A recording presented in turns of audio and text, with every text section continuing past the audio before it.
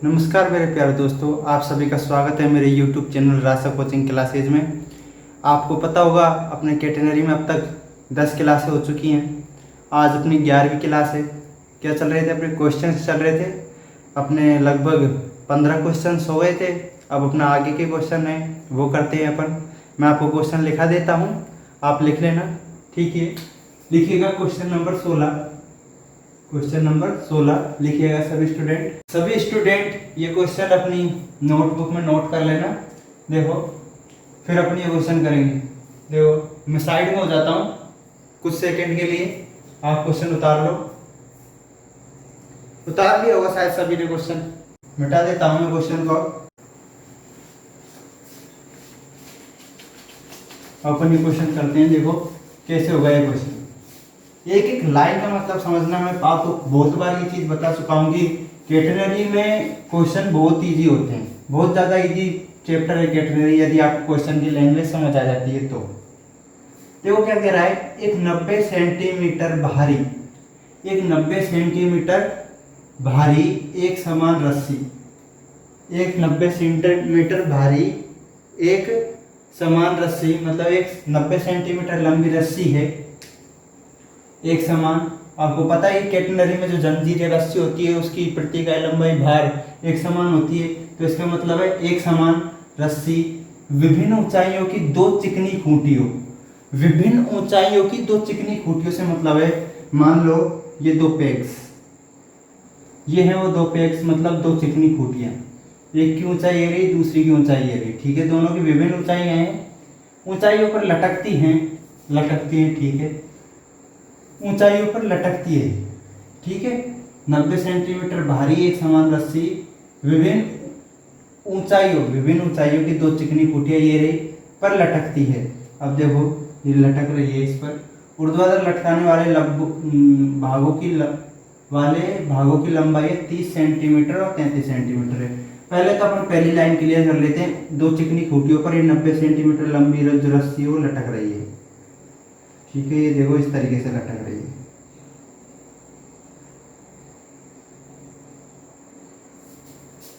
इस तरीके से लटक रही है।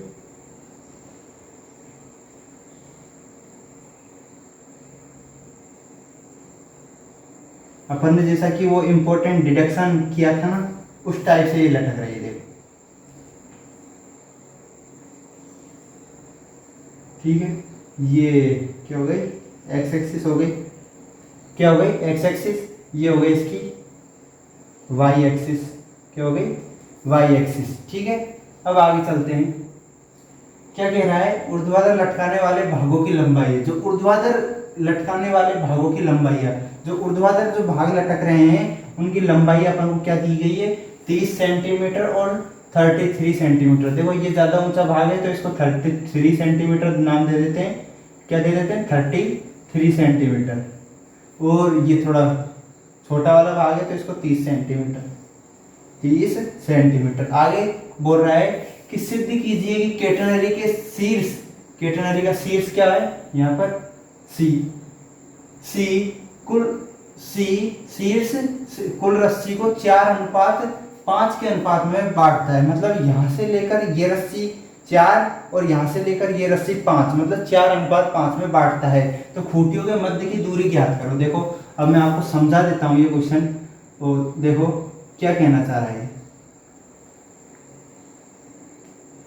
आपको एक एक बात समझ आ जाएगी कि क्वेश्चन में क्या समझाना चाह रहा है, ठीक है। आप समझिएगा।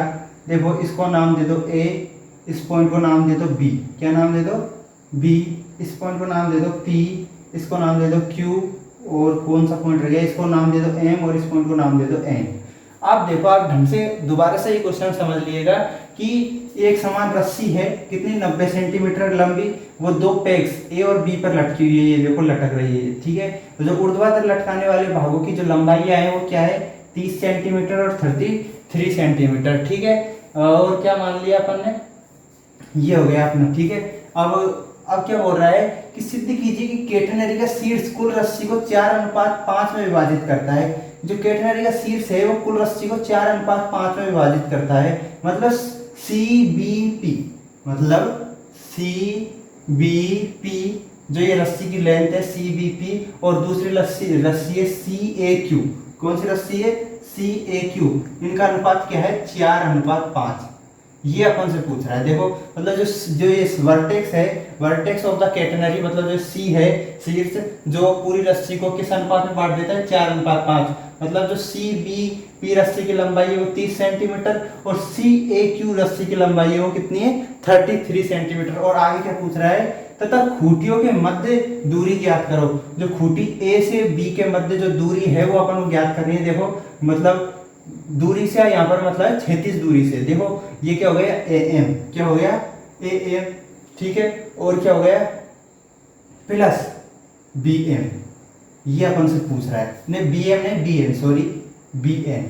AM प्लस BN ये अपन को पूछ रहा है और ये अपन से सिद्ध करवा रहा है इस क्वेश्चन में। क्वेश्चन मेरे ख्याल में आपको समझ आ गया होगा। यदि कोई डाउट है तो कमेंट में लिख दो, मैं नेक्स्ट वीडियो में आपको दोबारा से ये सवाल समझा दूंगा। ठीक है। अब देखो अपन क्वेश्चन करते हैं। क्वेश्चन क्या है अब आपको समझ आ गया होगा अपन प्रूफ क्या चीजें करनी है। ठीक है। अब अपन चलते हैं क्वेश्चन में। देखो कैसे होगा क्वेश्चन।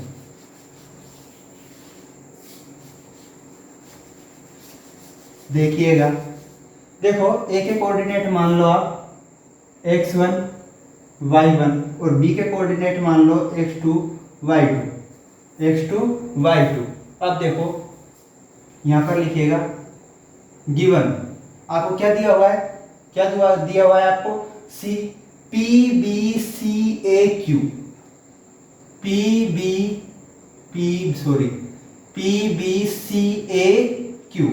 PBCAQ क्या दिया हुआ है? PBCAQ आपको दिया हुआ है। कितना है? 90 सेंटीमीटर। मतलब जंजीर या रस्सी जो भी थी उस रस्सी की लेंथ आपको क्या दी थी? 90 सेंटीमीटर। और अपन को क्या फाइंड करना था? ये लिखिएगा दिया हुआ है और यहां पर लिखिएगा ज्ञात करना है। ज्ञात करना है। क्या ज्ञात करना है? CBP अपॉन CAQ अनु बराबर 4:5 ये हमको ज्ञात करना है, सिद्ध करना है। तथा क्या ज्ञात करना है? तथा क्या ज्ञात करना है अपन को? BN प्लस AM ये चीजें अपन को ज्ञात करनी है। तथा हमने माना कि, यहां पर लिखिएगा हमने माना कि A तथा B के निर्देशांक क्रमशः क्या है? x1 y1 तथा x2 y2। क्या है? x2 y2 है। क्या क्या है? हमने माना कि A तथा B के निर्देशांक x1 y1 तथा x2 y2 है। ठीक है। ये बात लिख ली। अब हम क्वेश्चन करते हैं। देखो क्वेश्चन क्या है वो समझिएगा आप। देखो आपको मैंने एक समीकरण पढ़ाया था किस में? y और s में रिलेशन का मैंने आपको एक समीकरण पढ़ाया था। क्या था वो? y स्क्वायर बराबर s square plus c square. y square बराबर s square plus c square. ठीक है। ये लाइन लिखने से पहले आप एक चीज और देख लीजिएगा। देखो B से C अपन ने जो डोरी की लेंथ है उसको अपन ने क्या नाम दे दिया? S2। क्या नाम दे दिया? S2। और जो C से A तक जो दूरी का नाम है उसको नाम दे दिया अपन ने S1। क्या नाम दे दिया? S1। और इसको लिखने से पहले यहाँ पर एक लाइन और लिख लेना, तथा हमने माना कि A तथा B के निर्देशांक क्रम से ये हैं, तथा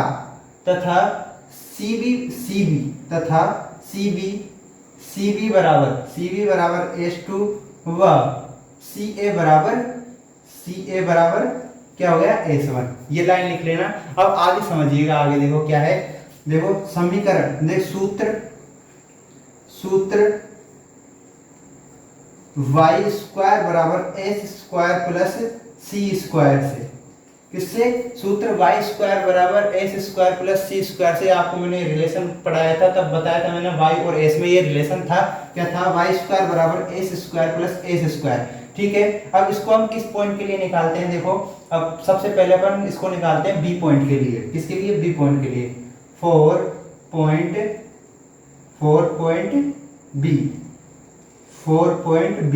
बी के लिए देखो, इस पॉइंट के लिए देखो, बी के लिए बी के निर्देशांक क्या है? x2 y2 क्या है? जहां पर देखो यहां से यहां तक की लेंथ है y2, यहां से यहां तक की लेंथ क्या है? y2 बराबर 30 सेंटीमीटर हो जाएगा। तो ठीक है, यहाँ पर लिखेगा y2 का स्क्वायर बराबर, और ये क्या है? h2 का स्क्वायर प्लस c स्क्वायर। ठीक है, ये आ गया। अब यहाँ पर y2 क्या है? y2 आपके पास देखो क्या है? 30 का स्क्वायर। ठीक है, h2 को h2 ही रहने दो, h2 का square plus c square, h2 का स्क्वायर प्लस c स्क्वायर। ठीक है, फिर आगे क्या आ जाएगा अपने पास? देखो 900 बराबर एस स्क्वायर प्लस सी स्क्वायर। क्या आ जाएगा? 900 बराबर एस स्क्वायर, h2 का स्क्वायर प्लस c स्क्वायर। इसको नंबर दे दो इक्वेशन नंबर 1। क्या नाम दे दिया आपने? Equation number 1। ठीक है, तो अपन आगे चलते हैं।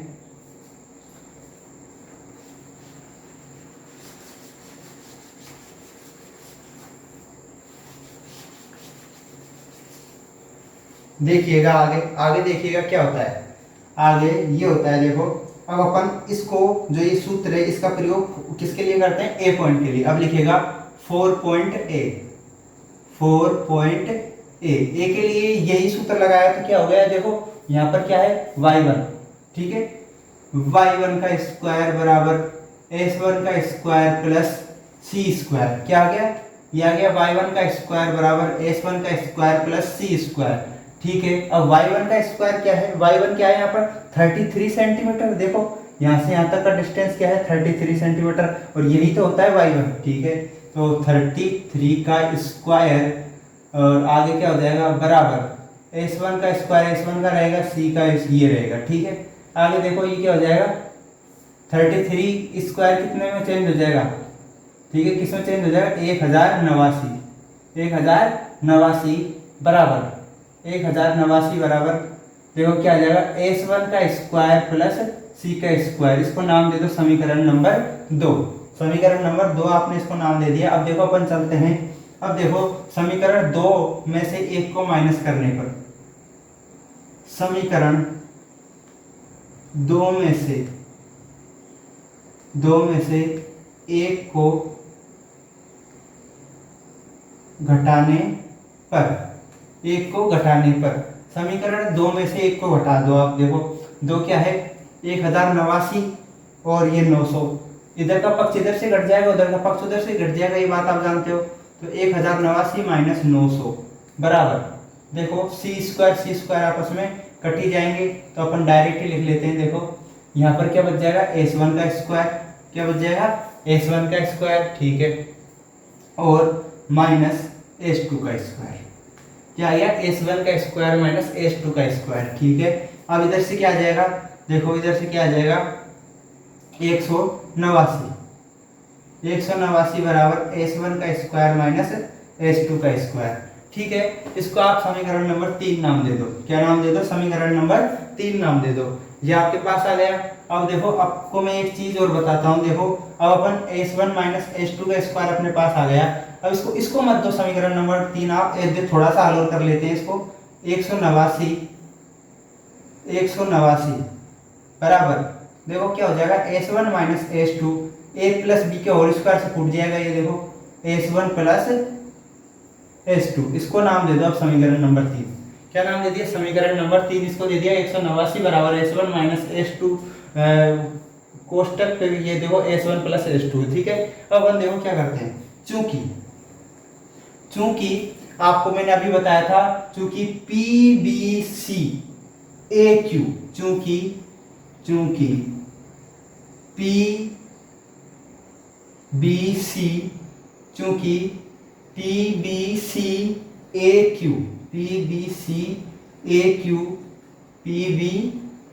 AQ बराबर कितना है? 90 सेंटीमीटर। अब देखो इसको किस तरीके से टुकड़ों में अपन लिख सकते हैं। देखो किस तरीके से लिख सकते हैं PBC AQ को। देखो इधर लिखिएगा, देखो PB, क्या लिखिएगा? PB plus B C plus C A plus C A हो गया प्लस ए क्यू, ठीक है, ए क्यू बराबर 90 सेंटीमीटर, ये आ गया। अब देखो अपन आगे चलते हैं। अब अपन आगे चलते हैं, देखिएगा क्या आ गया। देखो यहाँ पर पीपी बराबर क्या है 30 सेंटीमीटर, क्या है 30 सेंटीमीटर। बीसी बराबर क्या है S2 और सी ए बराबर क्या है S1 प्लस ए क्यू बराबर क्या है 33 सेंटीमीटर बराबर 90 सेंटीमीटर, ठीक है। अब देखिएगा S1 प्लस S2 को एक साइड रहने दो आप, इसी साइड S1 प्लस S2। अब 30 और 30 कितना होता है, 33 क्या होता है 63 होता है। अब इधर ले जाओ 90 माइनस 63, कितना आ जाएगा 90 माइनस 63 करने पर क्या आ जाएगा 27, क्या आ जाएगा 27। अब देखो क्या आ जाएगा S1 प्लस S2 बराबर 27, S1 प्लस S2 बराबर क्या आ गया 27। अब देखो इसको समीकरण नंबर आप क्या दे दो 4, समीकरण नंबर 4 नाम दे दो। अब समीकरण 4 से S1 तथा S2 का मान आप समीकरण 3 में रखो। देखो S1 तथा S2 का मान समीकरण 4 से 3 में रखो। देखो अब क्या आता है, देखो ये टर्म मिटा देता हूं, उतार भी लिया होगा आपने सभी ने। देखो अब देखो क्या होता है, समीकरण 3 में 4 से मान रखने पर, समीकरण 3 में 4 से मान रखो, देखो क्या आ जाएगा 189 है। देखो समीकरण 3 देख लो आप ढंग से, फिर क्या आ जाएगा S1 माइनस S2, ये क्या है कोष्टक, गुणा देखो S1 प्लस S2 की जगह क्या है 27, यहाँ पर क्या रख देंगे 27। अब देखो 27 इधर जाएगा तो क्या आ जाएगा S1 माइनस S2 बराबर 189 माइनस 27, ये क्या आ गया अपने पास, देखो क्या आ गया कितनी बार गया 7 बार, कितनी बार गया 7 बार, 27 का भाग 189 में कितनी बार गया 7 बार। अब देखो आगे चलते हैं अपन, क्या आ गया अपने पास एक समीकरण आ गया S1 प्लस S2 और अब एक समीकरण आ गया अपने पास S1 माइनस S2 का। तो अब इससे अपन S1 और S2 के मान निकाल लेते हैं अलग अलग, तो ठीक है अलग अलग अपन S1 तथा S2 के मान निकाल लेते हैं। इसको समीकरण नंबर 5 नाम दे दो, क्या आ गया S1 माइनस S2 बराबर 7, इसको समीकरण नंबर 5 नाम दिया आपने। फिर आगे चलते हैं समीकरण 4 तथा 5 से, समीकरण 4 तथा 5 को जोड़ने पर, ये देखिएगा समीकरण 4 तथा 5 देखो आप, समीकरण 4 प्लस 5 से, समीकरण 4 तथा 5 जोड़ने पर देखो S1 प्लस S2 बराबर 27, S1 माइनस S2 बराबर क्या हो जाएगा 7। देखो ये वाला पार्ट गया, 2S1 बराबर 34, S1 बराबर क्या आ जाएगा 17 सेंटीमीटर, 17 सेंटीमीटर आ गया। अब S1 का मान आप जब समीकरण 4 में रखोगे तो आपके पास क्या आ जाएगा, देखो S1 का मान समीकरण 4 में रखने पर, समीकरण 4 में आप S1 का मान रखोगे 17, देखो ये 17 है, इस 17 को इधर ले जाएंगे तो S2 बराबर क्या आ जाएगा, क्या आ जाएगा जो 17 को जब आप इधर ले जाओगे तो S2 बराबर क्या आ जाएगा 10 आ जाएगा ना, क्या आ जाएगा 10, ठीक है। तो ये देखिएगा S2 बराबर क्या आ गया 27 माइनस 17, 27 माइनस 17 आ गया अपने पास। अब देखो 27 माइनस 17 अपने पास आ गया तो S2 बराबर क्या आ गया 10। अब अपने पास दोनों मान आ गए, देखो S1 बराबर क्या आ गया 17 और S2 बराबर क्या आ गया अपने पास 10, ठीक है, ये दो मान अपने पास आ गए। अब देखो अपन को क्या करना था, अपन को ज्ञात करना था, क्या क्या ज्ञात करना था अपन को, CBP तथा CAQ का अनुपात, है ना, यही तो ज्ञात करना था अपन को, अप्रूव करना था 4:5 होता है वो। तो देखिए यहां पर देखिए, अब now CBP upon CAQ, C A Q बराबर बराबर देखो बराबर देखिएगा अब आप क्या हो जाएगा, सी बी पी की जगह आप क्या लिख सकते हो, सी बी पी की जगह आप क्या लिख सकते हो, C B upon C B plus B P, क्या लिख सकते हो, C B plus B, C B plus B P, क्या लिख सकते हो, C B plus B P. और आप सी ए क्यू की जगह पर क्या लिख सकते हो, सी ए क्यू की जगह पर क्या लिख सकते हो, सी A plus A Q, C A plus A Q. ठीक है, अब देखिएगा क्या होगा, सी बी क्या हो जाएगा, सी बी एच टू अपने पास क्या है 10, एच टू अपने पास क्या है 10 प्लस और आगे क्या आया देखो, आगे देखिएगा ये क्या है पीबी, बी पी बराबर क्या है 30, ठीक है 30। और देखो सी ए बराबर क्या है, सी ए बराबर एस वन, तो एस वन क्या आ गया 17, क्या आ गया 17। और क्या है ए क्यू बराबर अपने पास क्या आ गया, ए क्यू बराबर क्या है अपने पास दिया हुआ है 33, क्या दिया हुआ है 33। अब देखो आगे देखो क्या होता है, C B P upon C A Q, C B P upon C A Q बराबर क्या हो जाएगा, देखो ये तो आ जाएगा 40 और ये हो जाएगा 50, ये 0 से 0 गया बराबर क्या आ जाएगा 4:5।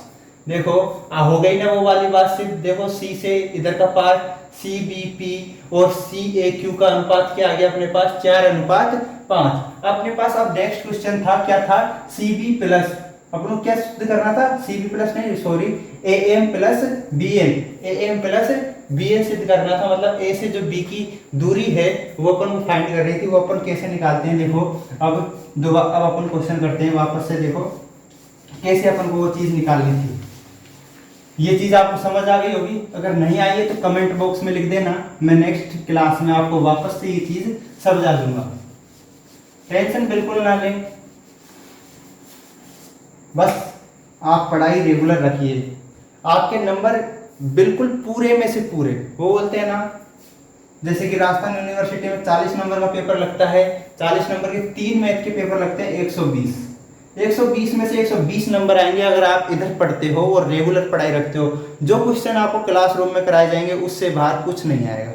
और फॉरेस्ट रेंजर वगैरह वो तो किसकी जो कंपटीशन की तैयारी कर रहे हैं, जैसे फॉरेस्ट रेंजर है और यूपीएससी आरपीएससी में जो भी हायर मैथमेटिक्स आती है उसमें तो कॉम्पिटिटिव एग्जाम में उसमें कैसे भी घुमा के क्वेश्चन पूछ सकता है, पर जो कॉन्सेप्ट होता है कैटेगरी का वो बिल्कुल सेम रहता है। क्या है कि हायर मैथमेटिक्स में नए क्वेश्चन कोई भी टीचर ऐसा नहीं जो बनाने बैठता है, वो लगभग जो ये अपनी पुरानी किताब है उनमें से निकाल के डायरेक्ट छाप देते हैं और वो क्वेश्चन यही रहते हैं। और यही जो फॉरेस्ट रेंजर और अदर यूपीएससी आरपीएससी कई एग्जाम में उनमें सेम के सेम यही क्वेश्चन आते हैं। देखो एक क्वेश्चन तो जो मैंने आपको क्वेश्चन नंबर पहला आपको मैंने कराया था, क्वेश्चन नंबर पहला जब मैंने आपको कराया था, अपने आप कितने क्वेश्चन हो चुके 16, इनमें मैंने आपको जो पहला क्वेश्चन कराया था वो क्वेश्चन सेकंड ग्रेड नहीं फर्स्ट ग्रेड टीचर में डायरेक्ट पूछा गया था। वो क्वेश्चन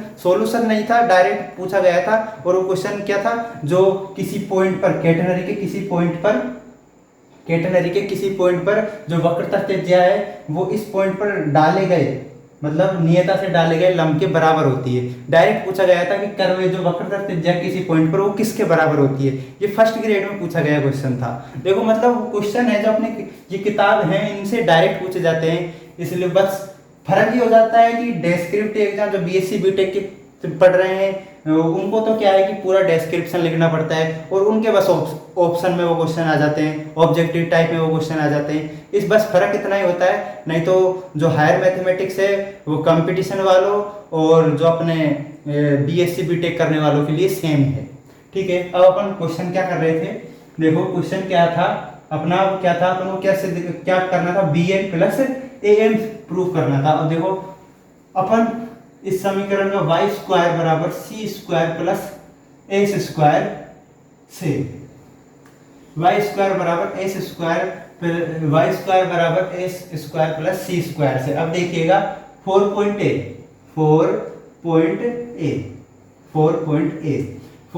के लिए अपन ये चीज सिद्ध करेंगे तो देखो क्या आ जाएगा, देखिएगा ढंग से, 1, यहाँ पर ए पर क्या है y1 का स्क्वायर, c का स्क्वायर प्लस s2 की जगह पर क्या आ जाएगा, s2 की जगह पर देखिएगा s1, s स्क्वायर की जगह पर, सॉरी s स्क्वायर की जगह पर क्या आ जाएगा s1 का स्क्वायर। अब जो अपना y1 स्क्वायर है वो अपने पास क्या थे 33 का स्क्वायर, तो 33 का स्क्वायर क्या होता है 1089, ठीक है। सी स्क्वायर को सी स्क्वायर रहने दो, और s1 अपने पास अभी अपन ने निकाला था, क्या आया था 17 आया था का स्क्वायर, और 17 का स्क्वायर क्या होता है 289, क्या होता है 289, ठीक है। आगे चलते हैं अपन, अब आगे देखो सी स्क्वायर बराबर क्या आ जाएगा 800 आ गया। अब देखो इसका स्क्वायर हटा देते हैं, सी स्क्वायर का स्क्वायर हटाएंगे तो क्या आ जाएगा 20√2, क्या आ जाएगा 20√2। अब देखो अपने पास क्या मान आ गया, सी का मान आ गया, किसका मान आ गया, सी का मान आ गया।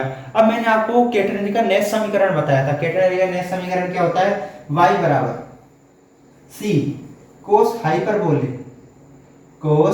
हाइपरबोले x अपॉन सी से, इसका प्रयोग करने पर सूत्र y बराबर सी कोस हाइपरबोले x अपॉन सी से, क्या x अपॉन सी से। अब जैसे कि ये तो क्षैतिज दूरी है, अब यहाँ से यहाँ तक की दूरी जैसे कि x1 और यहाँ से यहाँ तक की दूरी x2, मतलब bn बराबर तो x2 हो गया और am बराबर x1 हो गया। अब कई स्टूडेंट मैं जानता हूँ एक कंफ्यूजन पैदा हो रहा होगा उनके मन में कि वो सोच रहे होंगे कि मैं पिछले वीडियो में बोलता आ रहा हूँ कि वर्टेक्स होती है जो कैटेनरी, वर्टेक्स नहीं सॉरी, जो कैटेनरी की एक्सिस होती है उसके सापेक्ष कैटेनरी क्या होती है सममित, मतलब इधर का पक्ष बराबर और इधर का पक्ष बराबर। यही बात मैं आपको बताता आया था अब तक जो भी अपन ने पढ़ा, ठीक है। मैं यही बात आपसे बार बार बोलता आ रहा था।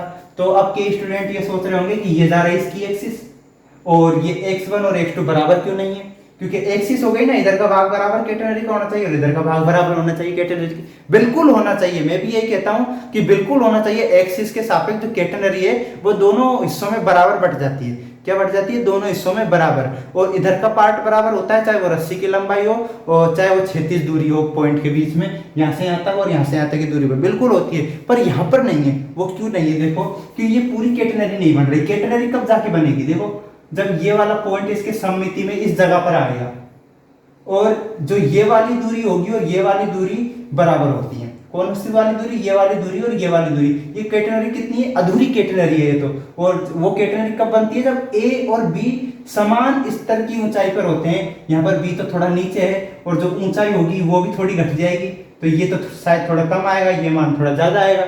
इसलिए जो x2 और x1 के मान बराबर नहीं है। शायद जिनके जो ये कंफ्यूजन होगा वो अब दूर हो गया होगा, और जब भी नहीं दूर हो रहा है तो मेरे को कमेंट में लिख देना, मैं वापस आपको समझा दूंगा। और वीडियो को बार बार देख लेना, इस चीज को रिवर्स करके आपको समझ आ जाएगा कि x1 और x2 बराबर क्यों नहीं है, और ये y एक्सिस के सापेक्ष अगर सममित होता है तो ठीक है।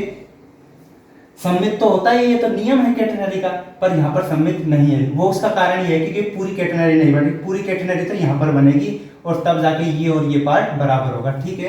अब अपन आगे चलते हैं। सूत्र y बराबर सी कोस हाइपरबोलिक x अपॉन सी से, अब देखिएगा किसके लिए निकाले 4.a ए के लिए देखिएगा, ए के लिए क्या हो जाएगा y1 बराबर सी कोस हाइपरबोले x1 अपॉन सी। अब अपन यहां से देखो क्या करते हैं, कोस हाइपरबोले को इनवर्स ले लेते हैं। कोस इनवर्स लेने से पहले देखो y1 अपॉन सी क्या हो गया, y1 अपॉन सी बराबर कोस हाइपरबोले x1 अपॉन सी। अब देखो आगे चलते हैं, आगे देखिएगा क्या होता है। देखो कोस हाइपरबोले को इनवर्स में ले जाते हैं। देखो x1 अपॉन सी बराबर क्या है, x1 अपॉन सी बराबर देखिएगा कोस हाइपरबोले का इनवर्स y1 क्या, y1 अपॉन सी। अब यहां से अपन क्या निकाल लेते हैं, x1 का मान। क्या निकाल लेते हैं, x1 का मान। देखो x1 बराबर क्या हो जाएगा, देखो यहां से क्या हो जाएगा, x1 बराबर कोस हाइपरबोले इनवर्स y1 अपॉन सी। क्या हो गया, y1/c, और जो c है वो इधर चला जाएगा। किधर चला जाएगा? इधर। जो x1 के नीचे जो c है वो इधर चला जाएगा। अब देखो आपके पास c का मान क्या था? 20√2, 20√2 था कि नहीं था ना? 20√2 यही था। और कोस हाइपरबोले इनवर्स y1 का मान क्या है आपके पास? देखो 33, क्या है? 33। और c का मान आपके पास वही 20√2, क्या है? 20√2। ठीक है, क्या है? 20√2। अब देखिए इसको आप समीकरण नंबर क्या नाम दे दो? हाँ, एक और बात कि रूट की संख्या अपन कभी बटे में नहीं रखते हैं, तो वो चीज अपन आगे सोल्व कर लेंगे, ऊपर नीचे √2 आगे जाके गुणा कर लेंगे। अभी इसको समीकरण नंबर आप दे दो। कौन सा समीकरण? इसमें तो ये तो अपना सेकंड पार्ट था क्वेश्चन का, तो समीकरण नंबर मेरे को तो याद नहीं है, तो भूल गया कौन सा समीकरण नंबर चल रहा था। आप अपने मन से दे दिएगा, जो भी समीकरण नंबर है इसको समीकरण नंबर यहाँ पर नाम दे दीजिएगा। जो भी अगला समीकरण था वो नाम दे देना आप। ठीक है, अब अपन आगे चलते हैं। देखो अब क्या होता है, x1/c बराबर कोस हाई, ये आ गया अपने पास। अब देखो अब अपन बी पॉइंट के लिए करते हैं। किसके लिए? 4 पॉइंट बी। 4 पॉइंट बी किसके लिए? 4 पॉइंट बी। अब बी के लिए करेंगे जब, देखो क्या आ जाएगा अपने पास, देखिएगा ध्यान से। देखो यहाँ पर क्या है? y2 बराबर c कोस हाइपरबोले। इस समीकरण का ही तो प्रयोग कर रहे हैं अपन, तो अपन अपने पास जो डायरेक्ट ये चीज आई है अपन इसको ही रख देते हैं ना, इतनी भाव क्यों करते हैं? ठीक है, डायरेक्ट ही रख देता हूं मैं। देखो x2 बराबर c कोस हाइपरबोले का इनवर्स, y1 की जगह पर क्या रख दूं? y2, क्या रख दूं? y2 upon c। अब देखो x2 अपने पास है नहीं, x2 अपने पास है नहीं, c अपने पास क्या आएगा? 20√2 कोस हाइपरबोले इनवर्स। अब y2 क्या है? 30, क्या है? 30। और c क्या आ जाएगा? 20√2। अब देखो ये 0 से 0 गया, क्या आ जाएगा? 3/2√2। अब देखिएगा इसको अगला समीकरण नंबर नाम दे दीजिएगा। अब समीकरण नंबर ये और समीकरण नंबर ये इसको जोड़ने पर, समीकरण नंबर इसको और समीकरण नंबर इसको जोड़ दो। देखो क्या हो जाएगा? x1 प्लस x2 क्या आ जाएगा? x1 plus x2। देखो ये तो इन दोनों में कॉमन आ रहा है, ये देखो कॉमन आ गया। Cos hyperbolic inverse 33 20√2 plus cos hyperbolic inverse. अब मैं इसको मिटा देता हूं, देखो चित्र को।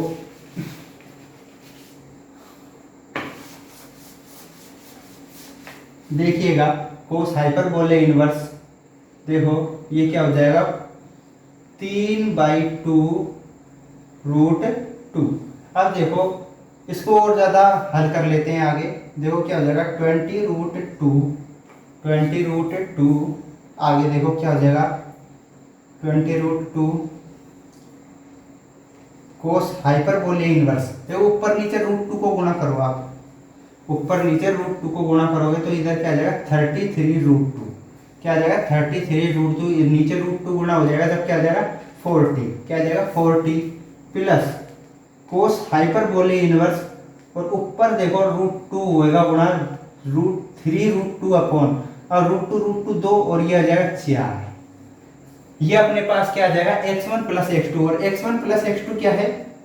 जानते हो ना? x1 प्लस x2 क्या है? am plus nb।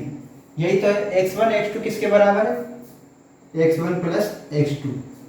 am plus nb बराबर x1 प्लस x2, और बराबर इसको लिख दो। यही आ गया। अब इन दोनों के बीच a और b जो पॉइंट m के मध्य जो दूरी है वो क्या आ गई? ये। ठीक है, सवाल समझ नहीं आया तो कमेंट में लिख देना, मैं आपको नेक्स्ट क्लास में वापस से ये सवाल समझा दूंगा। ठीक है, आज के लिए इतना ही मेरे प्यारे दोस्तों। अब अपन नेक्स्ट क्लास में मिलेंगे और नए क्वेश्चंस के साथ मिलेंगे। और यदि आपको चीज़ें समझ आ रही हैं, पढ़ने में मज़ा आ रहा है, तो चैनल को शेयर करें और सब्सक्राइब करें, ताकि अधिक से अधिक स्टूडेंट चैनल पर आके जुड़ सकें, ताकि वो अपनी पढ़ाई रेगुलर और चालू कर सकें। जो स्टूडेंट पिछड़ गए हैं, मतलब कहने का मतलब है जिनको क्लासों के बारे में पता नहीं कि डायनेमिक्स, स्टैटिक्स मतलब टोटल बीएससी की किताबें इधर चल रही है, मतलब पूरा कोर्स इधर कराया जा रहा है, उनके पास चैनल को ज़्यादा से ज़्यादा शेयर करें, ताकि जो स्टूडेंटों को ये इस बात का पता नहीं है वो इधर आके जुड़ सके और अपनी पढ़ाई रेगुलर कर सकें। क्योंकि आप जानते हो जब क्लासें बहुत ज़्यादा हो जाएंगी और स्टूडेंट जब नए नए जुड़ेंगे चैनल पर आके, तो वो क्या चीज़ों को इतनी जल्दी कवर नहीं कर पाएंगे। उनको एक दिन में ऐसा तो है नहीं कि आप सारी की सारी जितनी भी 30-35 वीडियो बन गई वो सारे के सारे एक साथ ले लोगे, ऐसा तो होता नहीं है। इसलिए जल्दी से जल्दी चैनल को अधिक से अधिक स्टूडेंट तक पहुंचाओ, ताकि वो चैनल पर आके जुड़े और अपनी पढ़ाई रेगुलर कर सके। थैंक यू, धन्यवाद, मिलते हैं नेक्स्ट वीडियो में।